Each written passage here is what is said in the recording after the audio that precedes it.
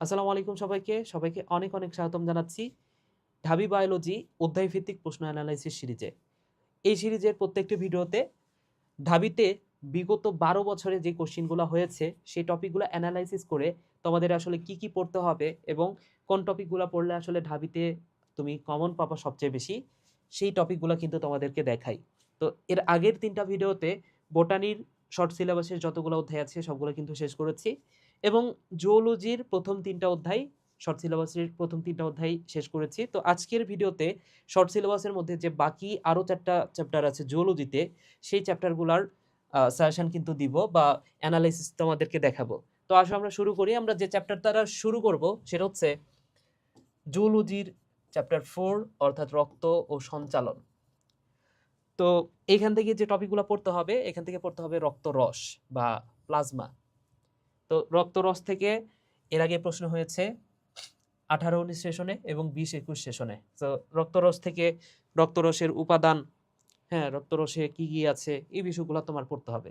আচ্ছা, দেন লোহিত রক্তকণিকা বা আরবিসি, হ্যাঁ, অর্থাৎ রক্ত নিয়ে আমাদের টোটালটাই পড়তে হবে। আসলে রক্ত নিয়ে যেহেতু কথা উঠছে, আমাদের রক্ত নিয়ে সবকিছুই পড়তে হবে। খুব বেশি পড়া নাই, কঠিন পড়াও নাই, কারণ এগুলো আমরা রক্ত নিয়ে ছোটবেলা থেকে জানি।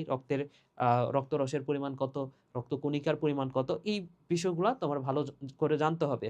এবং লোহিত রক্তকণিকার কাজ কি, শ্বেত রক্তকণিকার প্রকারভেদ, এই বিষয়গুলো রক্ত নিয়ে তোমার জানতে হবে, ঠিক আছে? আচ্ছা, দেন আসো রক্ততঞ্চন। এখান থেকে ২ বার প্রশ্ন হয়েছে। আচ্ছা, লোহিত রক্তকণিকা থেকে কিন্তু অনেক বেশি প্রশ্ন হয়েছে। ঠিক আছে? তো লোহিত, যেমন গত বছরের প্রশ্ন হয়েছে রবিন হুড অণু কাকে বলা হয়? সো সেটা কিন্তু ছিল হিমোগ্লোবিন। সো রক্তের সাথে কিন্তু হিমোগ্লোবিন বিষয়টাও চলে আসতেছে। আচ্ছা, দেন রক্ততঞ্চন। রক্ততঞ্চন সম্পর্কে, রক্ততঞ্চন প্রক্রিয়া, রক্তক্ষরণকাল, রক্ততঞ্চনকাল, এই বিষয়গুলো সম্পর্কে তোমার কিন্তু জানতে হবে। এখান থেকে ২ বার প্রশ্ন হয়েছে। হৃৎপিণ্ড থেকে খুব বেশি প্রশ্ন হয় নাই, একবারই প্রশ্ন হয়েছে। সেটা হচ্ছে হৃৎপিণ্ডের আবরণ। তো ঢাবির জন্য প্রিপারেশন নিচ্ছ, কিন্তু তুমি আবরণ জানো না, কিসের আবরণ কি?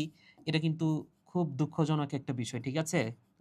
যাদের আবরণগুলো এখনো মুখস্থ নাই, তারা কিন্তু অবশ্যই আবরণগুলো মুখস্থ করে ফেলবে। কারণ ঢাবিতে এই আবরণ থেকে বারবার প্রশ্ন হয়।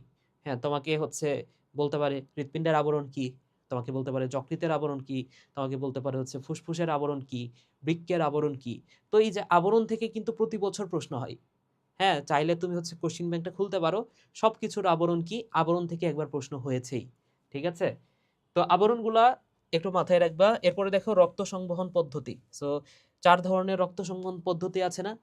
করোনারি, পালমোনারি, তারপর হচ্ছে সিস্টেমিক। এই যে আ এই রক্ত সংবহনগুলা, পোর্টাল রক্ত সংবহন তন্ত্র। সো এই রক্ত সংবহন পদ্ধতি সম্পর্কে এখান থেকে প্রশ্ন হয়েছে। তো এই টপিকটা অবশ্যই ভালো করে পড়তে হবে। এছাড়াও হচ্ছে জাংশনাল টিস্যু। ঠিক আছে? অর্থাৎ হৃৎপিণ্ড সম্পর্কিত, হৃৎপিণ্ডের মধ্যেই এগুলা পড়ে যাচ্ছে আরকি। হ্যাঁ, জাংশনাল টিস্যু, তারপর কপাটিকা। এই যে ছোটখাটো যে টপিকগুলো আছে, এই টপিকগুলো একটু ভালো করে পড়তে হবে। এখান থেকে ঢাবিতে প্রশ্ন হচ্ছে। আচ্ছা, রক্ত সঞ্চালন গেল।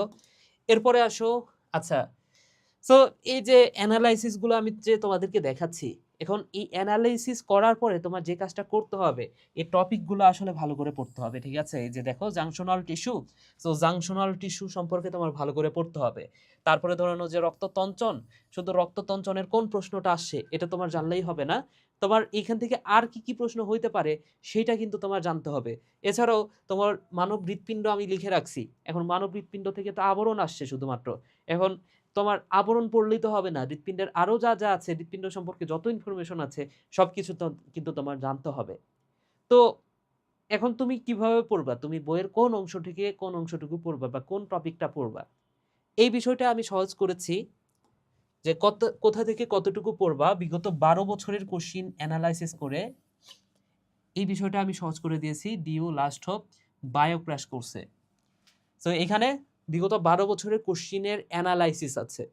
যে এনালাইসিস গুলো পড়লে তোমরা হয়তোবা একটা কথা শুনে থাকবা যে এনালাইসিস করে পড়লে তোমার এখান থেকে কিন্তু বেশিরভাগ কমন চলে আসে। এটা প্রত্যেকটা টিচার স্বীকার করবে।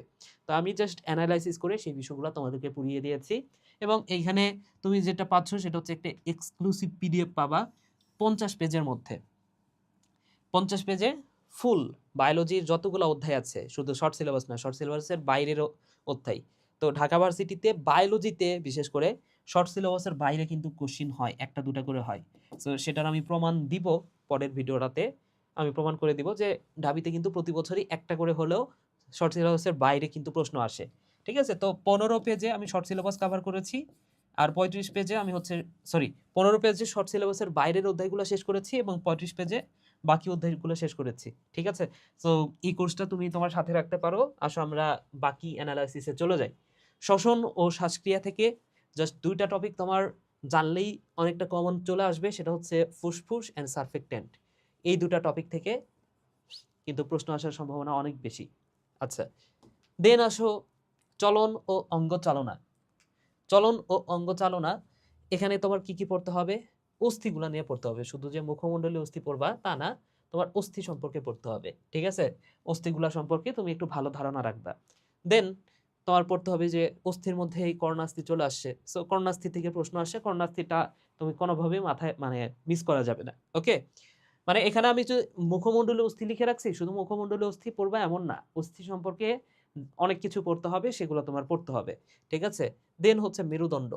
মেরুদণ্ড থেকে প্রশ্ন হয়েছে অনেকবার। সো মেরুদণ্ডের যা কিছু আছে, মেরুদণ্ডের গঠন থেকে শুরু করে মেরুদণ্ডের প্রকারভেদ, মেরুদণ্ডের সংখ্যা, হ্যাঁ, কশেরুকার সংখ্যা, যা কিছু আছে সবকিছু পড়তে হবে।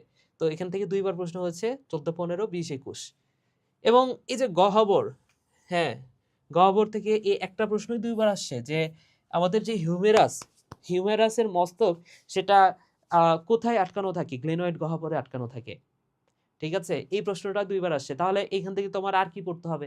এখান থেকে পড়তে হবে ওই যে অ্যাসিটাবুলামে যুক্ত থাকে কি? ফিমারের মস্তক। ঠিক আছে? তো ওই প্রশ্নটাও আসতে পারে। এটা যেমন গুরুত্বপূর্ণ, ওইটাও ঠিক একই রকম গুরুত্বপূর্ণ। ওকে। দেন তরুণাস্থি। তরুণাস্থি থেকে তোমার তরুণাস্থির প্রকারভেদ, তরুণাস্থির গঠন, তরুণাস্থির বিশেষ করে হচ্ছে আবরণ। এই যে দেখো এখান থেকেও আবরণ থেকে প্রশ্ন হয়েছে। তরুণাস্থির আবরণ কোনটা? এটা কিন্তু ঢাকা ভার্সিটির কোশ্চেন। তো যেটা বলতেছিলাম যে আবরণ কোনোভাবে মিস করা যাবে না। আবরণ থেকে প্রশ্ন করেই। এই যে এখানে ফুসফুস, ফুসফুস থেকে যেটা প্রশ্ন হয়েছে, ফুসফুসের আবরণ কি? বুঝতে পেরেছো? সো আবরণগুলা কোনোভাবে মিস করা যাবে না। দেন আসো শেষ যে অধ্যায়টা, সেটা হচ্ছে জিনতত্ত্ব ও বিবর্তন। জিনতত্ত্ব ও বিবর্তন। সো জিনতত্ত্ব ও বিবর্তন থেকে সবচেয়ে বেশি যদি কোথাও থেকে প্রশ্ন হয়, মেন্ডেলের সূত্র এবং মেন্ডেলের সূত্রের ব্যতিক্রম। ব্যতিক্রম এটা পড়লেই তোমার কাভার, এটা পড়লেই তোমার কমপ্লিট ভাইয়া। বুঝতে পেরেছো? সো এইখান থেকে সবচেয়ে বেশি প্রশ্ন হয়েছে, বিশেষ করে ব্যতিক্রম। কতবার দেখো, কতবার দেখো? 13, 14, 14, 15, 15, 16, দেন হচ্ছে 18, 19, 20, 21, 22, 23, 23, 24। মানে এমন কোনো বছর নাই যে বছরে এখান থেকে প্রশ্ন হয় নাই। তাহলে কি বুঝতেছো তুমি আসলে বলো তো এখান থেকে? নিশ্চয়ই এটাই বোঝা যাচ্ছে এখান থেকে যে মেন্ডেলের যে সূত্রের ব্যতিক্রমগুলা, এখান থেকে তোমার প্রশ্ন হবে। এবং আরেকটা জিনিস বুঝতেছো, সেটা হচ্ছে ঢাবিতে কোশ্চিন প্যাটার্ন কখনো হচ্ছে মানে ইয়ে করে না, কখনো হচ্ছে মানে এমন হয় না যে একটা টপিক থেকে এখান থেকে প্রশ্ন হয়েছে, আরেকটা টপিক থেকে ঘুরে ফিরে কোনো বইয়ের ভেতর থেকে কোনো জায়গা থেকে প্রশ্ন করে খুঁজে বের করে নিয়ে আসলো, এমন হয় না। দেখো, যে টপিক থেকে গত বছর প্রশ্ন হয়েছে, তার আগের বছর প্রশ্ন হয়েছে, সেই টপিক থেকে এই বছরও প্রশ্ন হবে। এটাই হচ্ছে ঢাবির সৌন্দর্য। ঢাবিতে উল্টাপাল্টা কোনো কোশ্চিন করে না। ঢাবিতে যে কোশ্চিনগুলো করে সেগুলো সব স্ট্যান্ডার্ড কোশ্চিন। এই কারণে ঢাবিতে বিগত বছরের কোশ্চিনগুলো যদি তুমি সলভ করো, তুমি কিন্তু আসলে কমন পাবা এখান থেকে। ঠিক আছে? আচ্ছা, দেন সেক্স লিঙ্ক যে ডিসঅর্ডারগুলো আছে, মানুষের সেক্স ক্রোমোজোম কয়টা, হ্যাঁ, তারপরে হচ্ছে অটোজোম কয়টা, এই বিষয়গুলো তোমার জানতে হবে ভালো করে। এখান থেকে গত বছরই প্রশ্ন হয়েছে। তারপরে হচ্ছে যে লাল সবুজ বর্ণান্ধতা, হিমোফিলিয়া, ক্রস ঘটানো তোমার শিখতে হবে। ক্রস সম্পর্কে তোমার জানতে হবে। ক্রস থেকেও প্রশ্ন হয়েছে। ঠিক আছে? ক্রস থেকে তোমার প্রশ্নটা হবে। দেন এই যে ABO blood group, ABO blood group থেকে অনেকবার প্রশ্ন হয়েছে। তো এবিও ব্লাড গ্রুপ 13, 14, 15, 16, 23, 24, 13, 14, 13, 14তে 2বার। ঠিক আছে? তো এই এবিও ব্লাড গ্রুপ সম্পর্কে তোমার কিন্তু ভালো একটা ধারণা থাকতে হবে। ঠিক আছে? আশা করি বুঝতে পেরেছো কি কি তোমার জন্য গুরুত্বপূর্ণ, কি পড়লে তুমি আসলে ঢাকা ভার্সিটিতে কমন পাবা। তো আহ, তোমরা যদি চাও শর্ট সিলেবাসের বাইরের অধ্যায়গুলো নিয়ে আসলে কি কি পড়তে হবে, সেটা নিয়ে আমি তোমাদের আগ্রহের ভিত্তিতে ভিডিওটা বানাবো। ওকে? তো তোমরা কি চাও কিনা তোমরা হচ্ছে কমেন্ট করে কিন্তু জানাইতে পারো। ভিডিওটা এখানে শেষ করছি। সবাই ভালো থাকো, সুস্থ থাকো। টাটা।